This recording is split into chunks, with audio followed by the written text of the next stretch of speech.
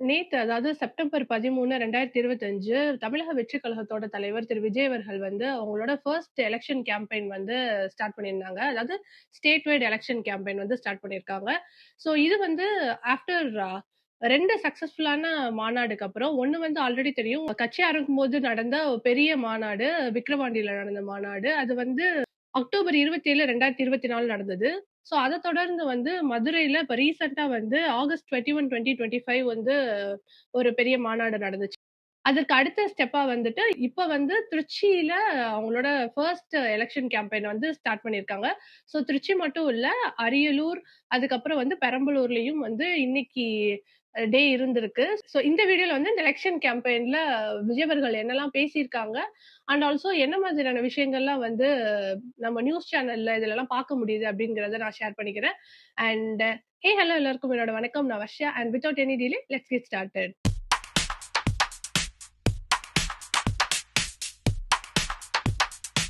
இந்த எலக்ஷன் கேம்பெயின்ல விஜய் அவர்கள் என்ன பேசினாங்க அப்படிங்கறத பாக்குறதுக்கு முன்னாடி, கவர்ன்மெண்ட் அண்ட் போலீஸ் வந்து இந்த எலக்ஷன் கேம்பெயின் நடக்கிறதுக்கு முன்னாடி தமிழக வெற்றிக் கழகத்துக்கு வந்து 23 ரூல்ஸ் வந்து குடுத்திருந்ததாக பார்க்க முடியுது. சோ அது என்ன 23 ரூல்ஸ் வந்து ஃபாலோ பண்ணியிருந்தா தான் அவங்க வந்து இந்த ராலியவே நடத்த முடியும் அப்படிங்கிற மாதிரி.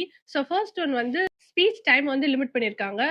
25 நிமிஷம் ஆர் 30 மினிட்ஸ் அதுக்குள்ள தான் பேச முடியும். ஃபார் எக்ஸாம்பிள் 10:35க்கு ஆரம்பிக்கிறாங்கன்னா 11 மணிக்குள்ள அந்த ஸ்பீச் வந்து முடிஞ்சிருக்கணும். 2வது வந்து ரோட் ஷோலாம் வந்து பண்ணக்கூடாது. அதாவது மூவிங் வெஹிக்கிள்லே இல்லாம ஸ்டேஷனரியா ஒரே இடத்துல அந்த வெஹிக்கிள நிப்பாட்டிட்டு அப்புறம் தான் பேசணும் அப்படிங்கிற மாதிரி. 3வது விஷயம் என்னன்னு பார்த்தீங்கன்னா, ஒன்லி 5 வெஹிக்கிள்ஸ் ஆர் அலவுட். 4வது என்னன்னு பார்த்தீங்கன்னா, லவுட் ஸ்பீக்கர்லாம் இருக்கக்கூடாது. லோ வால்யூம் மைக்ரோஃபோன் தான் யூஸ் பண்ணணும். 5வது என்னன்னு பார்த்தீங்கன்னா, கிராக்கர்ஸ் இருக்கக்கூடாது, வெப்பன்ஸ் இருக்கக்கூடாது, ஸ்டிக்ஸோ, அனிமல்ஸோ எடுத்துட்டு வரக்கூடாது. 6வது என்னன்னு பார்த்தீங்கன்னா, பிரெக்னன்ட் வுமன், எல்டர்லி அண்ட் சில்ட்ரன்லாம் வந்து வரக்கூடாது. டிஸ்கரேஜ்ட் அப்படின்னு சொல்லியிருக்காங்க. 7த் ஒன் வந்து medical aid, fire safety and crowd மேனேஜ்மென்ட்லாம் வந்து பண்ணியிருக்கணும். அது ரொம்ப மேண்டேட்டரி அப்படிங்கிற மாதிரி. 8த் ஒன் பார்த்தீங்கன்னா, போலீஸ் வந்து எந்த நேரத்துல வேணாலும் இந்த ராலிய வந்து ஸ்டார்ட் பண்ணலாம். இன்கேஸ் இதுல ஏதாவது ஒரு விஷயம் வந்து வயலேட் பண்ணியிருந்தா. அப்புறம் 9த் விஷயம் என்னன்னு பார்த்தீங்கன்னா, அட்டெண்டீஸ் அதாவது அங்க வர்றாங்க இல்லையா? சோ அவங்க யாருமே வந்து ட்ரீஸ் மேலயோ, இந்த மாதிரி வேற டேஞ்சரஸான ஏதோ ஒரு பிளேஸ்ல மேல ஏறி உட்கார்ந்து பார்க்கிறது அப்படிலாம் இருக்கக்கூடாது. அப்படிங்கிற மாதிரி சொல்லியிருக்காங்க. வென்யூவா இருக்கட்டும், ரூட்டா இருக்கட்டும், ஐ மீன் எந்த வென்யூல வந்து இத நடத்தப் போறாங்க, அதுக்கப்புறம் எந்த வழியா போறாங்க, இதெல்லாம் வந்து ப்ரீ அப்ரூவ்டா இருக்கணும். ஆல்ரெடி பிளான் பண்ணி அத வாங்கி வச்சிருக்கணும் அப்படிங்கிற மாதிரியான ஒரு விஷயம். அதுக்கப்புறம் குடிநீர். அங்க வர்ற கிரவுடுக்கு வந்து ட்ரிங்கிங் வாட்டர் வந்து மேண்டேட்டரியா அரேஞ்ச் பண்ணியிருக்கணும். And also ambulance and first எய்ட்லாம் வந்து ரெடியா இருக்கணும். அங்க வர பீப்பிள்ஸ்க்கு. அண்ட் இன்னொரு விஷயம் என்னன்னா, பார்க்கிங்லாம் வந்து ப்ராப்பரா அரேஞ்ச்மென்ட் இருக்கணும்.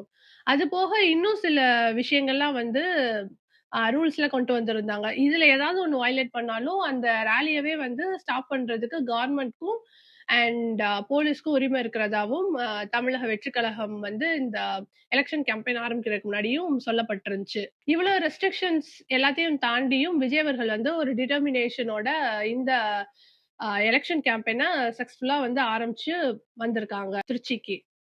சோ இந்த எலக்ஷன் கேம்பெயின் வந்து ஃபர்ஸ்ட் ஸ்டார்ட் ஆன பிளேஸ் வந்து திருச்சின்னு சொன்னேன் இல்லையா? இதுதான் வந்து ஒரு ஹிஸ்டாரிக் பிளேஸ்ன்னு சொல்லலாம். இதுக்கு முன்னாடி உள்ள தமிழ்நாடு பொலிட்டிக்கல் லெவல்ல பார்த்தாலும்.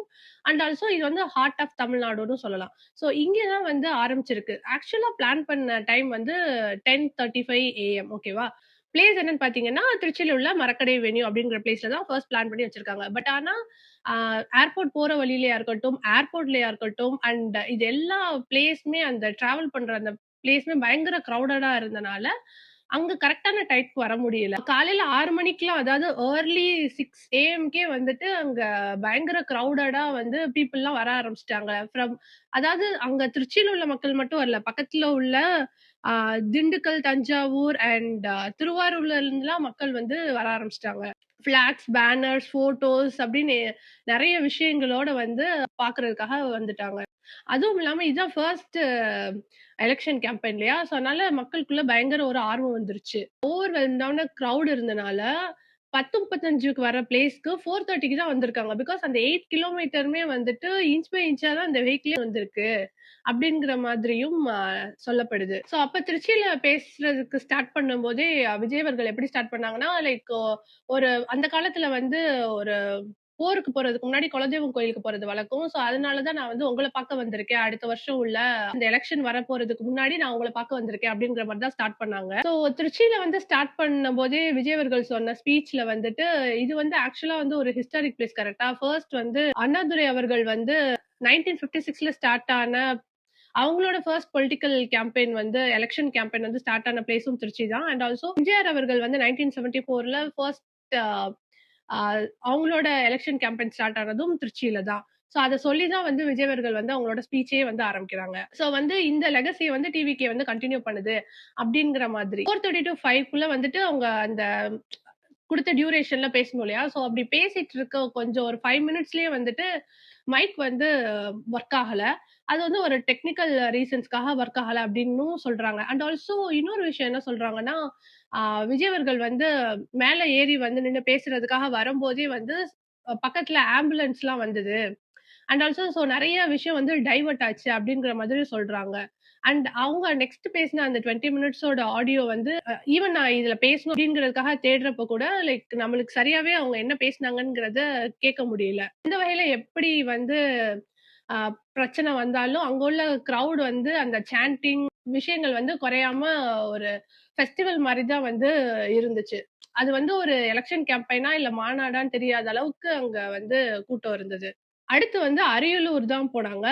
அரியலூர் போறது வந்து ஆக்சுவல் பிளான் படி ஆஃப்டர்நூன் போக வேண்டியது. பட் ஆனா விஜய் அவர்கள் அங்க ரீச் ஆனதே வந்து எப்பன்னு பார்த்தீங்கன்னா, 5 மணிக்கு தான் ரீச்சே ஆயிருக்காங்க. ஸோ ஆல்மோஸ்ட் இது 5 to 8:00 ஆயிருச்சு. அங்க ஸ்பீச் முடியறதுக்கே. ஆக்சுவலா அரியலூர்ல அவங்க பேசின அந்த 30 மினிட்ஸ் ஸ்பீச் தான் வந்து நம்மளால வந்து சோசியல் மீடியால பார்க்க முடியுது.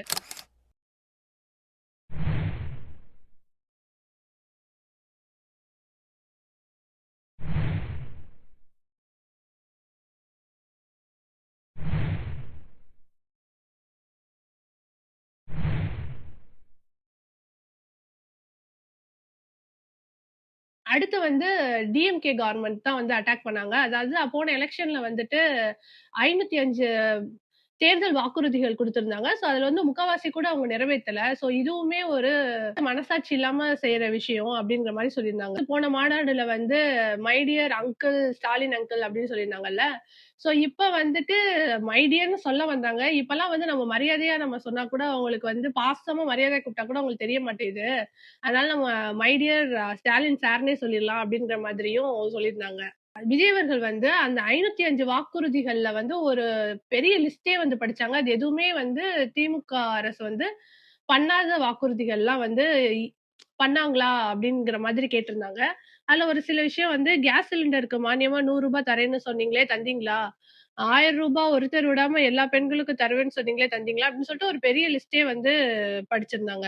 அதுக்கப்புறம் வந்துட்டு ஃபைனலா அரியலூர் மாவட்டத்துல என்ன மாதிரியான விஷயங்கள்லாம் வந்து பிரிடாமினன்ட்டா இருக்கு. என்ன மாரி விஷயங்கள டெவலப் பண்ணலாம் அப்படிங்கிற இதுவுமே வந்து பேசியிருந்தாங்க. தமிழகத்தோட வறட்சியான ஒரு மாவட்டமா அரியலூர் வந்து முதல் லிஸ்ட்ல இருக்கு. ஆனா இந்த மாவட்டத்துல தான் வந்து சிமெண்ட் உற்பத்தியும், முந்திரி உற்பத்தியும் வந்து அதிகமா நடக்குது. அண்ட் ஆல்சோ பட்டாசு தொழிலுமே இங்க வந்து நடக்குது. ஆனா இந்த தொழில் எல்லாத்தையுமே மேம்படுத்துறதுக்கான எந்த ஒரு வசதியுமே இந்த ஊர்ல இல்ல.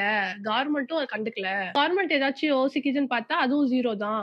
அதுக்கப்புறம் அந்த ஊர்ல உள்ள நெறைய விஷயங்கள வந்து ஏன் வந்து இதெல்லாம் பண்ணல.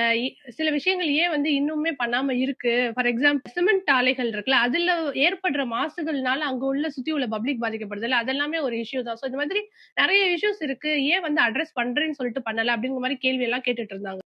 அது மாதிரி இந்த மாவட்டத்தோட அமைச்சர் வந்து போக்குவரத்து அமைச்சரா இருந்தும் ஏன் வந்து இந்த மாவட்டத்துல வந்து ஒரு போக்குவரத்து சரியா இல்ல அப்படின்னு ஏகப்பட்ட கேள்விகள் வந்து கேட்டிருந்தாங்க. விஜய் அவர்கள் என்ன சொல்றாங்கன்னா, என்னடா இவ்ளோ கேள்வி கேட்டுட்டே இருக்கானே, நீ என்ன பண்ண போறேன்னு தானே கேட்கிறீங்க அப்படிங்கிற மாதிரி கேட்டிருந்தாங்க. நோக்கி போறதும் தீர்வ காண்றதும் தான் டிவிகேயோட லட்சியம் அப்படிங்கிற மாரி சொல்லியிருந்தாங்க அதுக்கு. தேர்தல் அறிக்கையில வந்துட்டு நாங்க இத செய்வோம், அத செய்வோம்னு இல்லாம எது பிராக்டிகலா பாசிபிளா அந்த இதுக்கு நம்ம செய்ய முடியுமோ அத மட்டும் தான் நாங்க சொல்லுவோம். அத தான் கண்டிப்பா செய்யவும் செய்வோம் அப்படிங்கிற மாதிரியும் ஆணித்தரமா சொல்லியிருந்தாங்க.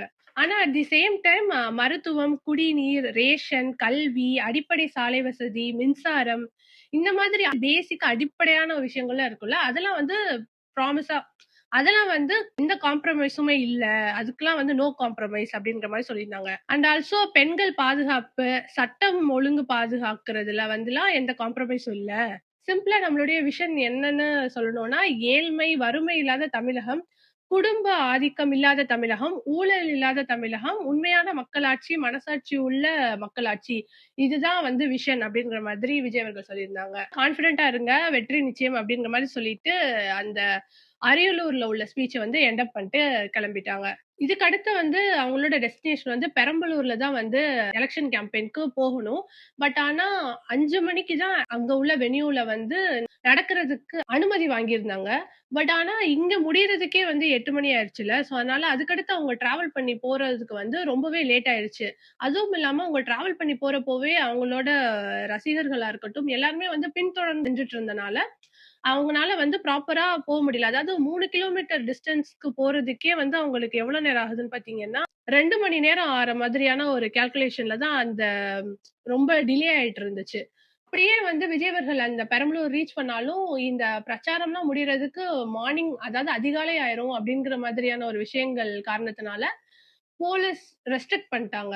விஜய் அவர்கள் வந்துட்டு அடுத்த கேம்பெயின்ல வந்துட்டு வர்றப்போ கண்டிப்பா வந்து பெரம்பலூர்ல உள்ள மக்கள நான் சந்திப்பேன் அப்படிங்கிற மாதிரி சொல்லிட்டு சென்னை கிளம்பிட்டாங்க. ஆல்சோ பெரம்பலூர் மக்களோட ரியாக்ஷன் என்ன அப்படின்ட்டு நியூஸ் சேனல் கவர் பண்ணியிருந்தத பார்க்க முடிஞ்சுச்சு. அதுல வந்து அவங்களுக்கு நெறைய அங்க ஆக்சுவலா நெறைய பேர் வந்திருந்தாங்க. எல்லாருக்குமே வந்து ஒரு ஏமாற்றமா தான் இருந்துச்சு அப்படின்ற மாதிரி சொல்லியிருந்தாங்க.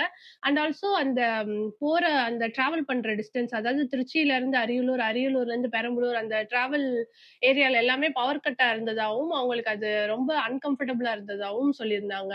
தொடர்ந்து செப்டம்பர் 20ஆம் தேதி நாகப்பட்டினம், திருவாரூர், மயிலாடுதுறை தான் வந்துட்டு கிளம்புறாங்க. சோ இவங்களோட அந்த பிளான் அந்த எலக்ஷன் கேம்பெயின் பிளானோட ஸ்ட்ராட்டஜியும் ரொம்ப டிஃபரெண்டா இருந்துச்சு. விச் மீன்ஸ் எவ்ரி சாட்டர்டே வந்து அந்த கேம்பெயின் வந்து நடக்கிற மாதிரி ஒரு பிளான். அண்ட் ஆல்சோ இது வந்து திருச்சியில ஆரம்பிச்சு எல்லாம் முடிஞ்சு கடைசியில மதுரையில முடியிற மாதிரி. அதாவது டிசம்பர் 14, 2025.